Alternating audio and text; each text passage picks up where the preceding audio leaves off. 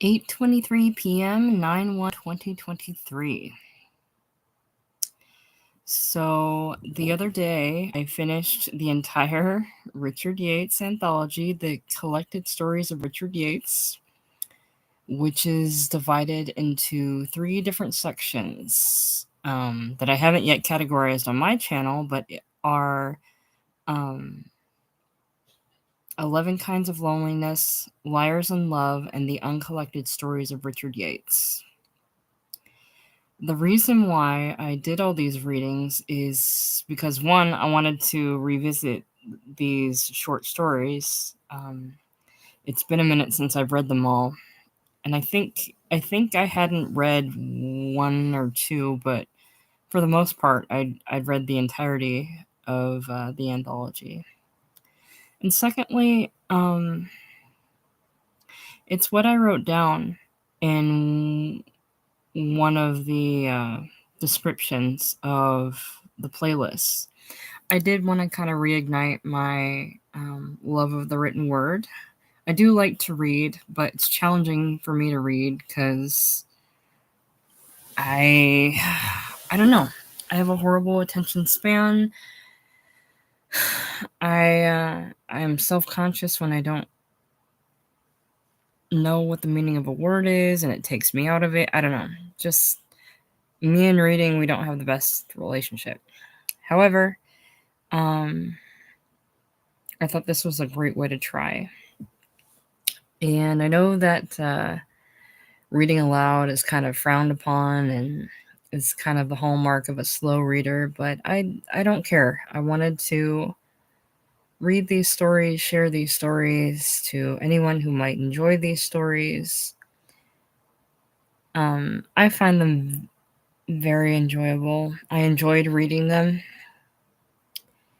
I was looking forward to the evening at the Côte d'Azur, and I like my favorites are that No Pain Whatsoever. Let's see, I have a couple of favorites. I liked Dr. Jack-o'-lantern, Trying Out for the Race. What was one I just read that I really liked? I even like the really short one, Bells in the Morning. That one's good. I remember reading The Comptroller and the Wild Wind. That I was reading that, and I remembered the ending from when I read it previously, and the ending is agony. This guy is trying to seduce this waitress. I might read a little bit from it again. He just doesn't.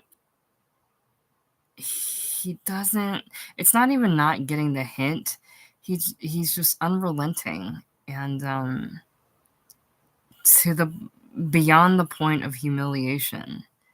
Like, he can't even see anything but trying to get this woman to go home with him, and it's not even.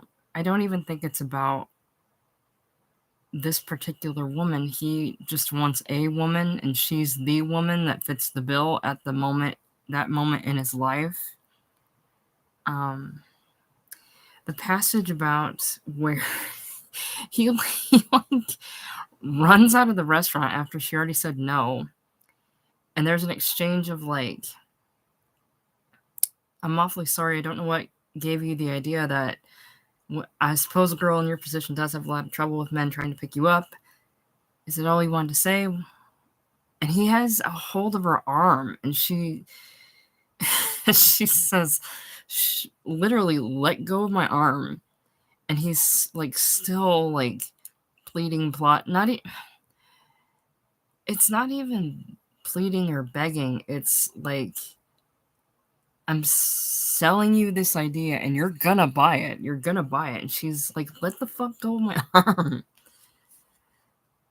And he's so wrapped up in this endeavor that when she finally does break free, and the last paragraph says he went out and up the stairs, carefully buttoning his coat and righting his hat, and he walked 4 or 5 blocks before he realized, coming to a halt and looking around, that he had absolutely no idea where he was going. I really feel like I can see that situation. He was trying to get the girl, and not only did he not get the girl, he comes off as a total creep, but a total, I don't even know how to describe it. It's not even possessed, but just a one-track-minded person. It's so bizarre, but I've seen that happen where you have one thought in your mind and everything else that's going around you doesn't exist to you. But what I like about that story is the first line is, the morning after his wife left him, George Pollock, comptroller of the American Bearing Company, had breakfast at a counter for the first time in 20 years.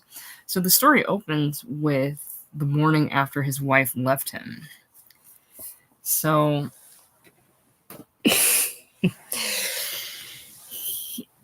it sets the tone that he's bewildered from the start, and we don't know why she left him. It doesn't necessarily need to be because he's crazy or whatever, but he's certainly lost. And I think that's what I like about these stories that fit in the realism genre, is they're about lost people, and very relatable to me. And I love the little tonal shifts each story makes when the characters interact or encounter other characters and their behaviors. Everything can go from the highest high and quickly to the lowest low. Reading one of the stories about how I think it's Liars in Love, where a prostitute takes home a man to her room and board, where she has a hospitable host or landlord, and at one point when they're all fighting, her husband just is finally out with it about these fucking cows.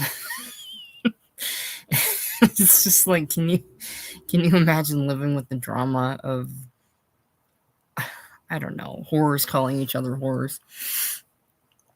But it's kind of the same feeling of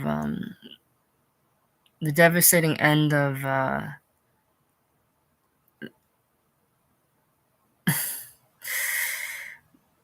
the waitress story was the same as the evening at the Côte d'Azur, where the woman is kind of peer pressured by her friend to have a night on the town and essentially abandon her kids to go get a man for a prospect for a one night stand. And she does, and I think she's in the story, she says she doesn't feel guilty, but I think she does. And she starts, she thinks she's in love, but she's not. And at the end, you hear that he got her information, but to him, she's just one of many. He didn't give his real name, and it didn't really mean anything to him. And I don't know that it really meant everything to her. Maybe in that instance, but she's still cheating on her husband. She still did a horrible fucking thing. No matter what kind of marriage they had. But these are things that real people do. They engage in, frivolous trysts and think they've fallen in love, and with somebody that doesn't give a fuck about them. And the one story I read the other night about a convalescent ego, I liked that one very much, where it's a very simple story. The wife buys a cheap little China tea set, just to spruce up the homestead a little bit, because they're on one income, since the guy is recuperating, and the guy breaks not only one of the teacups and saucers, but the soap dish on the wall. So he spends the entire story trying to come up with a scenario about how he can right the wrong, and he's taking it so far because she's had to pick up the slack of the coupledom, and he he comes up with all of these scenarios about how he could do it, and at the end of every scenario, it comes to the same conclusion, that she bitch and moan about what he'd done, and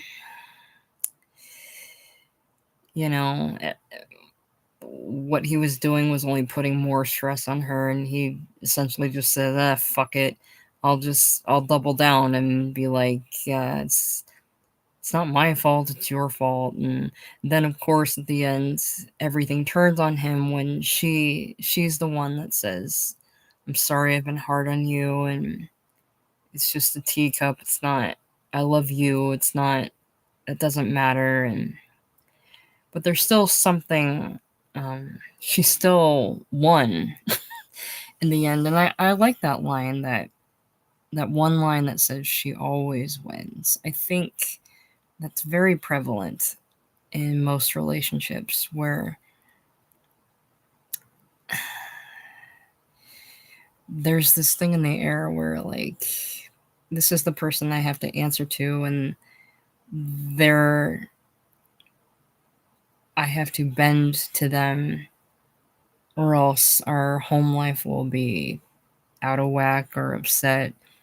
But it's not what the reality is, it's what their reality is, and I have to bend to it, or else I'll have to deal with it or something. So, and what I like about all these stories is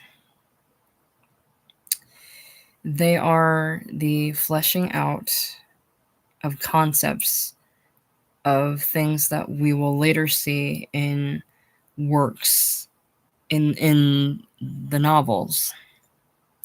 I'm very deeply considering reading Easter Parade and Revolutionary Road. And I think I might. Those two books are really exceptional. I've read all of his works now, but those two are the standouts. And I saw somebody make a comment on another video about reading the entirety of the Easter Parade, and that was under a video where they had read a snippet. And I'm very curious to see if anybody would click on a playlist if I read the entirety of the Easter Parade or Revolutionary Road. I do check the views, and they don't. I hardly get any views, which is fine. But somebody is clicking on these. I click once just to kind of check on it, and but I have a little numbers, so somebody's listening for a little while at least, or those are just impressions from YouTube. But terms like these really outdated terms keep cropping up, like crackerjack, and you'll hear Frank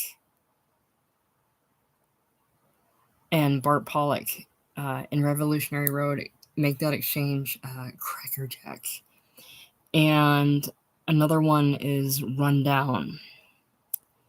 Mrs. Givings describes her son John, who is mentally ill, as rundown, or people that are overwhelmed or run down. It's just a term that it still exists, but you don't hear it as often, I think.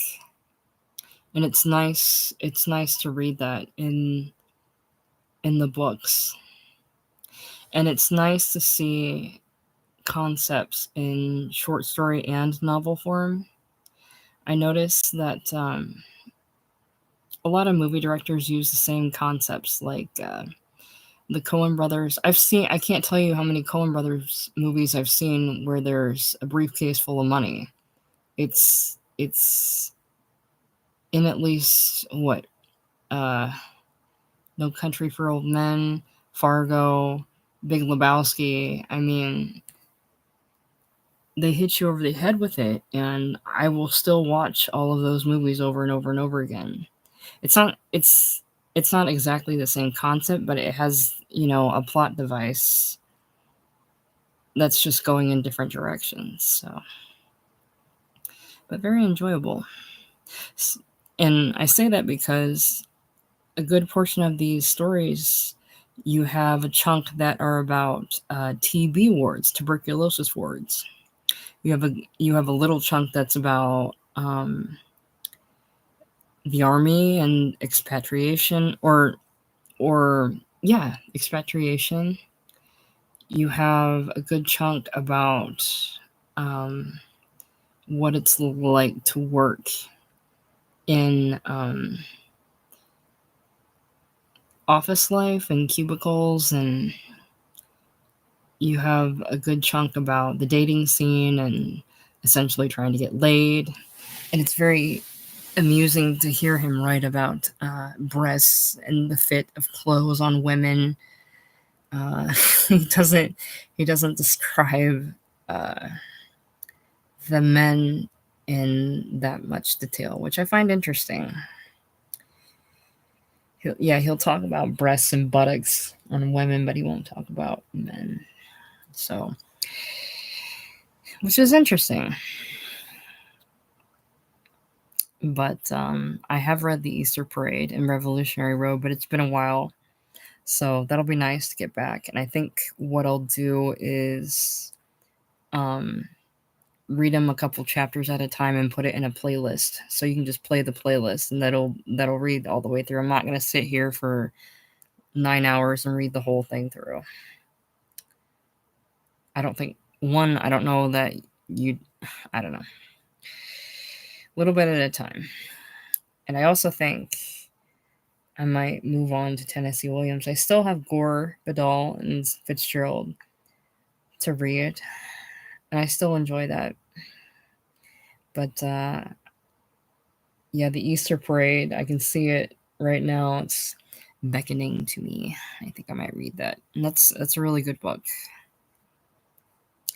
But I really enjoyed coming back to these stories. It's been a while.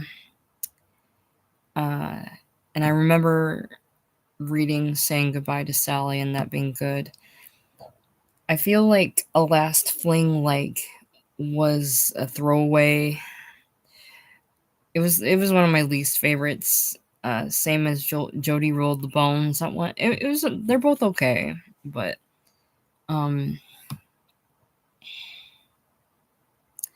I remember reading Dr. Jack-o'-lantern, and that story is really good because that story highlights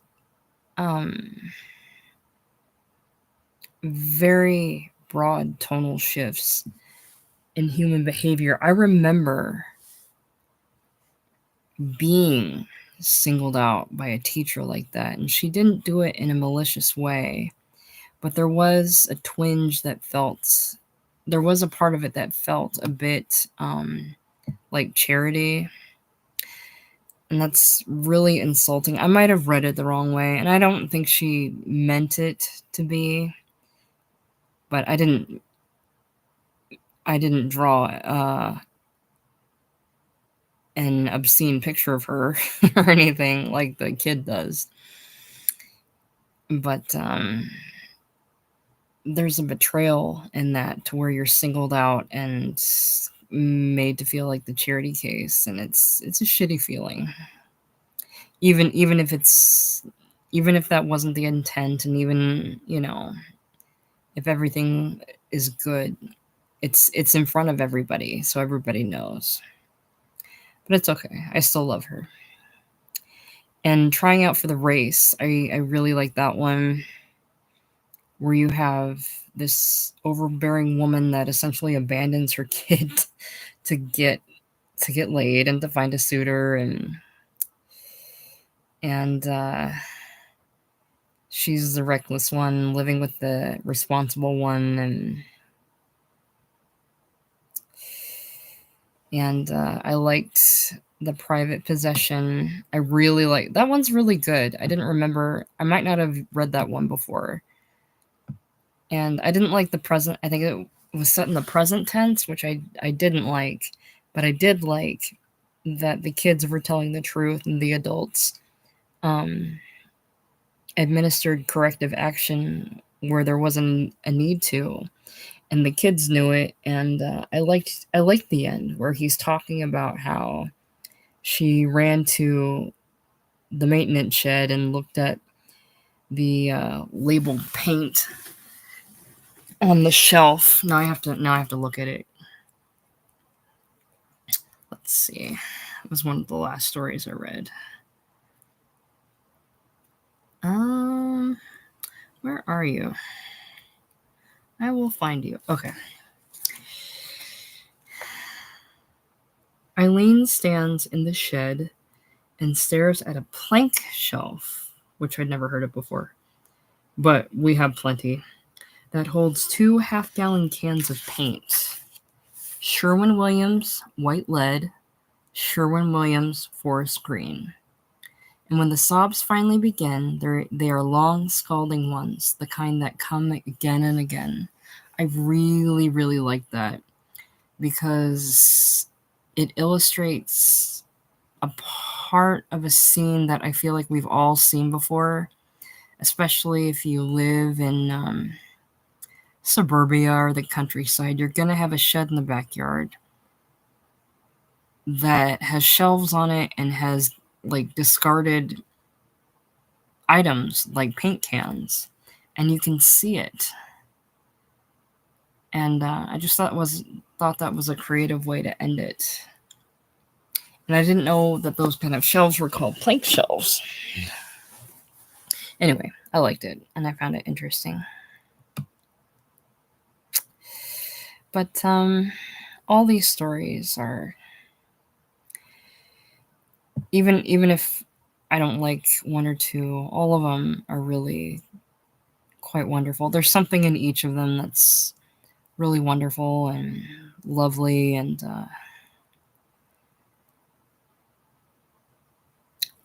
I'll just say that Revolutionary Road got me to read the rest of his works, and it got me to read those works, and I'm very, very glad I did.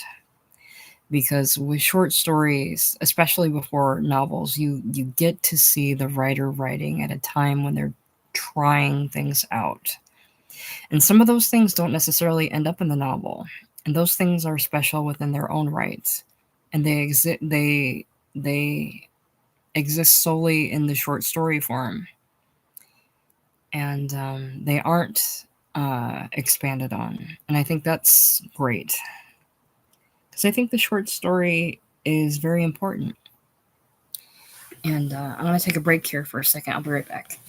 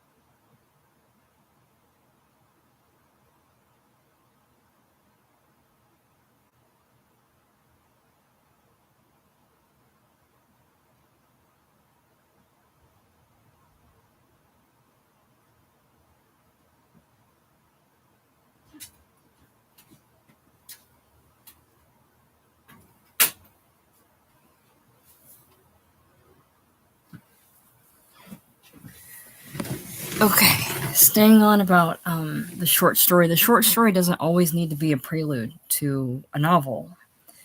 And I think for the most part, it usually isn't. Like I said, you'll see the same elements, but used in different permutations, incarnations of different stories. And that's important, I think, when writing. It's very difficult to think of a story or have an idea or a concept and flesh it out. And when you write a short story is a great arena in which to try those things. So I'm not surprised to see like 5 stories about the tuberculosis ward, or 2 or 3 stories about the army, or 10 stories about love, or what people think love is, or relationships, or the building up and the breaking down of them. So it's really nice to see. And I will say he probably is one of my favorite writers. And to be honest, I haven't read as much as I should have. And so he kind of gets the favorite by default, which is awful. But essentially I love his writing. And I don't want to say it's by default, but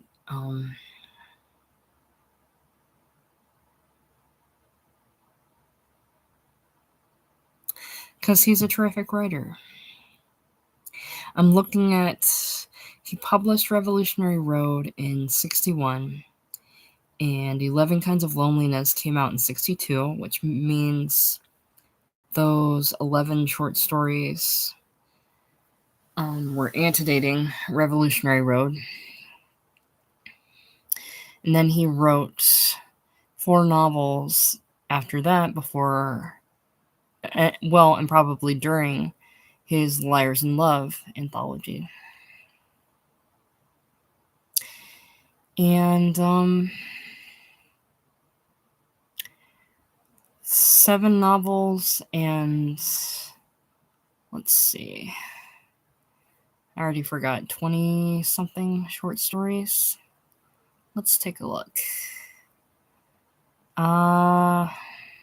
27 short stories. 7 novels, 27 short stories, and a handful of unfinished projects. I think that's pretty damn good. Filmography, 2 screenplays. Let's see. The Bridge at Remagen. Okay, so this is a movie where he did get a screenplay credit, or a screen credit for. Looks like it was a box office flop, which is sad. Let's see. George Segal is the lead, which is enjoyable, and Ben Gazzara's in it. I might have to watch this movie somewhere down the line. The Bridge at Remagen, I'm probably butchering that. Highly fictionalized version of actual events during the last months of WW2. Okay. And let's see.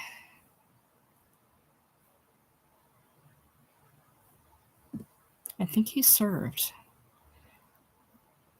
but I'm not sure. Or maybe he didn't serve. Maybe he was just in the army. Okay, joined the army, serving. Okay, he did serve, serving in France and Germany during WW2. Okay. By the middle of 1946, he was back in New York. Okay, so he made it out of WW2. Well, clearly. Okay.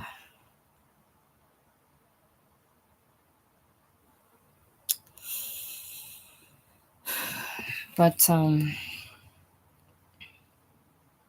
so yeah, I hope anybody that's listened to the stories enjoyed them or got something out of it. I enjoyed reading them again. I'm sure I'll enjoy reading them again if and when I do. But yeah, I'd like to possibly move on to the novels and at least two of them. So that'll be interesting.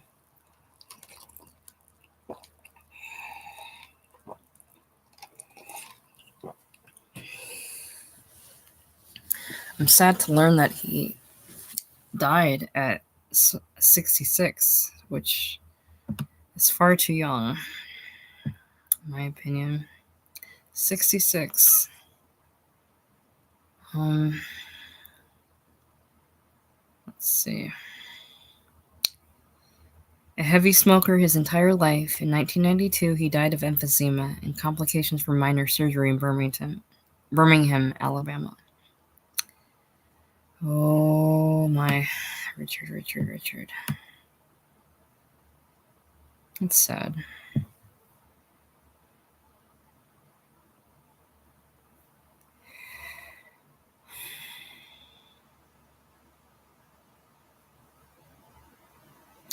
The character of Elaine Baines on Seinfeld was loosely based on his daughter Monica, who had been the girlfriend and later friend of co-creator Larry David. Ugh, God.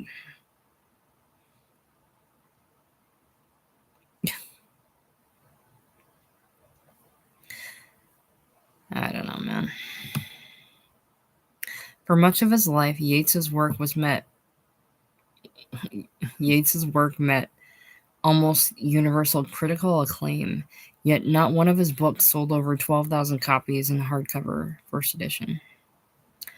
All of his novels were out of print in the years after his death, though his reputation has substantially increased posthumously, and many of his novels have since been reissued in new editions. I have them all. This current success can be largely traced to the influence of Stuart Onan's 1999 essay in the Boston Review, The Lost World of Richard Yates, how the great writer of The Age of Anxiety disappeared from print. With a revival of interest in Yates's life and work after his death, Blake Bailey published the first in-depth biography of Yates, A Tragic Honesty, The Life and Work of Richard Yates. And then film director Sam Mendes directed Revolutionary Road, a 2008 film based on the 1961 novel of the same name. And that's how I got into Richard Yates from the film. I still think the film was exceptional. The life and work of Richard Yates. Now I'm curious about that.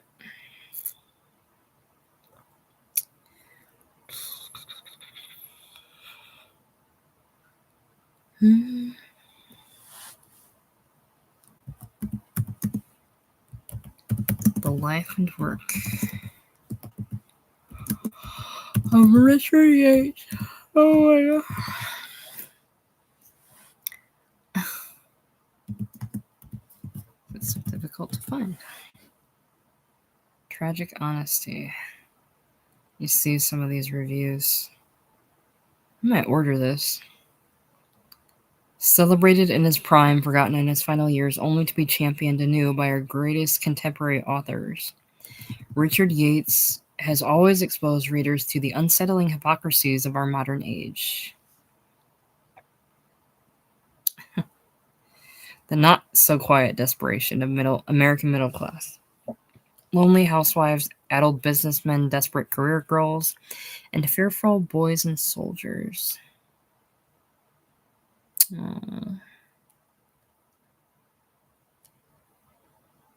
Yates's fictional world mirrored his own, a manic-depressive alcoholic and unapologetic gentleman. His life was a hornet's nest of childhood ghosts, the horrors of war, money woes, and ebullient, cocktailed evenings in New York, Hollywood, and the Riviera. I bet he lived, pretty colorful life.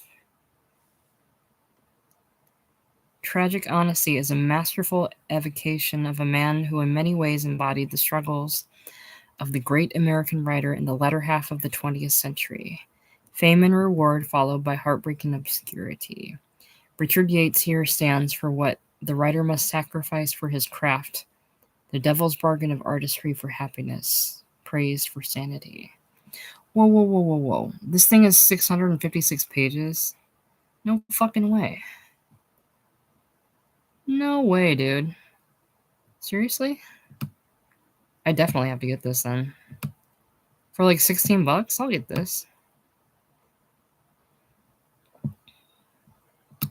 Interesting. Copyrighted material. Cool. Tragic honesty. I think I might get this. Cool. For Mary.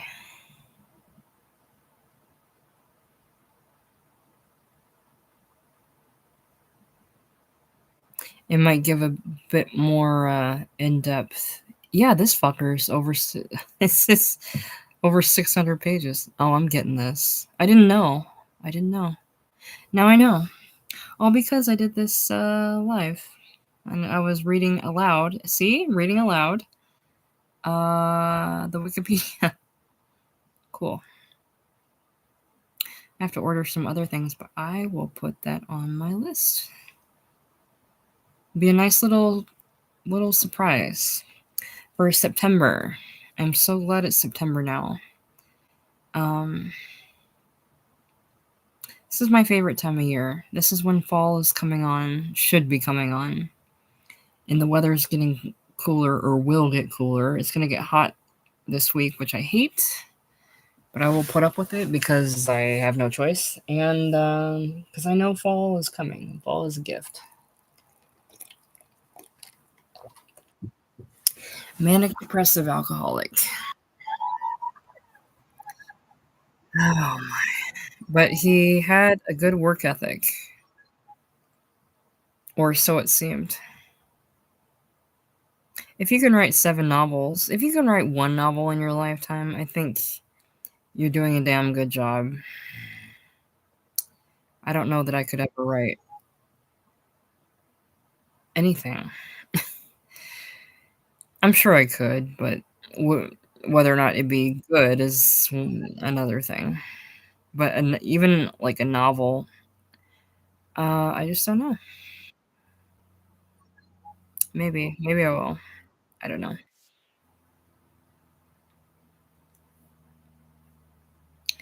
But I like the honesty of the interactions between the characters. However unpleasant it is, it's true, and I like that. And I got on because I need to stay awake for a little bit. I've been fighting sleep for a couple hours, so I'm just gonna ramble a little bit while I play some TP. Um, I am covered in poison ivy, which is really obnoxious. It itches like hell, and I'm trying not to itch it, but every time I take a shower or move a certain way, I think it bursts the whatchamacallit. I forgot what you even call it. The blister. There we go. It bursts the blister. And dude, come on. Fucking moron. And spreads it. And I have a rash on my neck, chest neck. And it's pretty gross.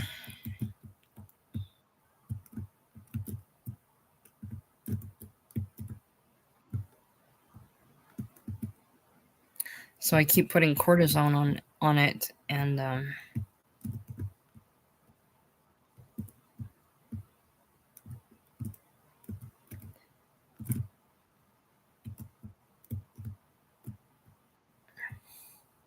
getting cortisone everywhere, which is, not fun. Ah, shit. Fuck. Dude. Okay, I'm about to fucking leave this game.